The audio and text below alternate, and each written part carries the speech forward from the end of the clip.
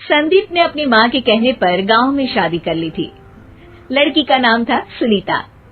माँ का कहना था एकदम मॉडर्न बहू नहीं होनी चाहिए, लेकिन उन्हें नहीं पता था कि गांव से आने वाली बहू सुंदर सुशील तो होगी और उसको गांव से बाहर भी निकाल लाएंगे, लेकिन उसके अंदर का गांव कैसे बाहर निकलेगा।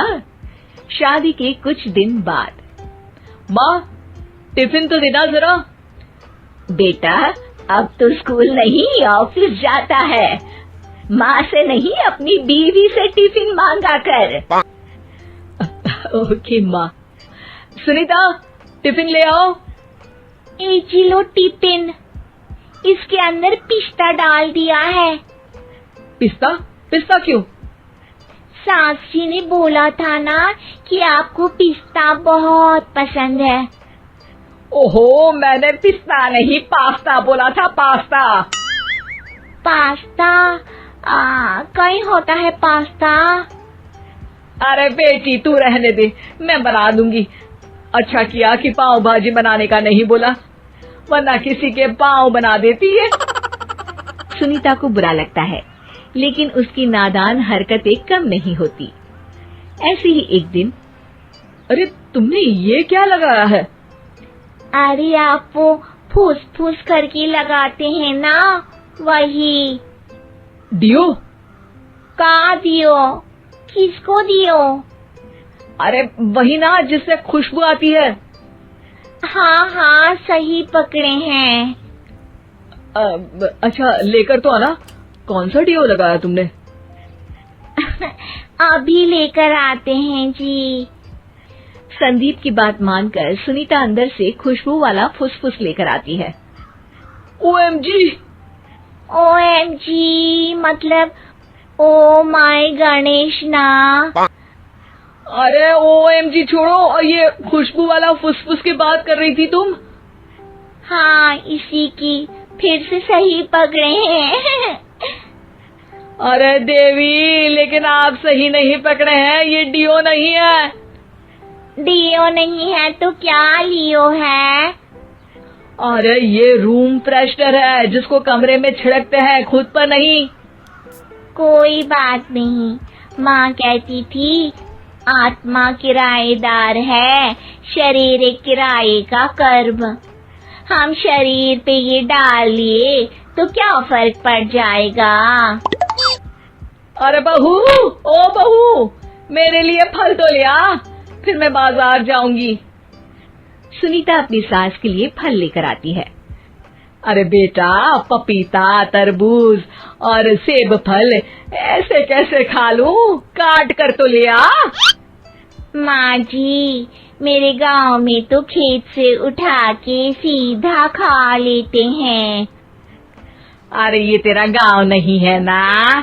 अरे संदीप, तू ही कुछ समझा देना इसको बेटा। मैं कैसे समझाऊं माँ, ये तो माइक्रोवेव को भी भट्टी बोलती है।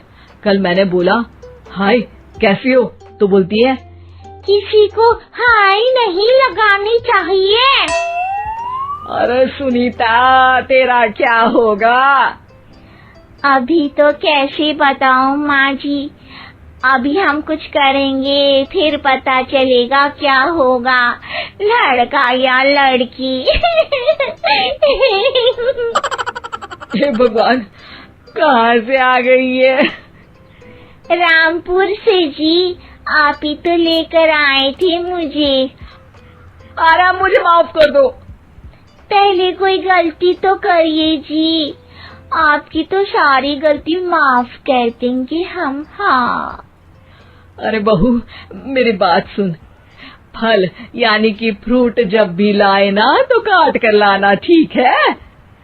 जी ठीक है माँ जी, फल यानी फ्रूट यानी काट के लाऊंगी। सुनीता रोज ही कोई ऐसी हरकत कर देती जिसकी वजह से उसे घर में दो बातें सुननी पड़ती। एक दिन, माँ मेरे बॉस घर पर आने वाले हैं शाम को, उनका बर्थडे है, फैमिली साथ नहीं रहती उनके, तो यही पार्टी कर लेंगे। उनको अच्छा लगा तो शायद मेरा प्रमोशन भी हो जाएगा। मैं ना फ्रूट केक लाकर फ्रिज में रख दूंगी और तेरे साथ आज खाना मैं बनाऊंगी ताकि जब साहब आए तो खाने में कोई गड़बड़ ना हो। शाम को जब सारी तैयारियां हो जाती है, संदीप के साथ बड़े साहब भी घर आते हैं। फ्रूट केक तो ले आना बहू, फिर खाना खाएंगे। अरे इस सब की क्या जरूरत थी, आपने बुलाया वही काफी है।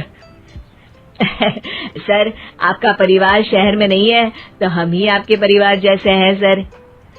इतने में ही सुनीता फ्रूट केक लेकर आती है और बड़े साहब की टेबल पर रख देती है और जैसे ही केक के ऊपर का बॉक्स हटाती है, ओह, ये क्या है? केक तो कटा हुआ है, मैं तो ऐसा नहीं लाई थी। आप मुझे शाबाशी दे सकती है माँ जी, मैंने ही केक काट दिया। आपने कहा था ना, फल यानी फ्रूट यानी हमेशा काट के लाना, तो फ्रूट केक भी तो फ्रूट ही है ना, तो मैंने पहले ही काट लिया। हूँ ना मैं समझदार। अरे बहू, ये क्या किया? केक हमेशा वही काटता है जिसका जन्मदिन होता है। तुझे एक बात भी समझ नहीं आती, एक नंबर की बेवकूफ है। पूरा माहौल बिगड़ चुका था।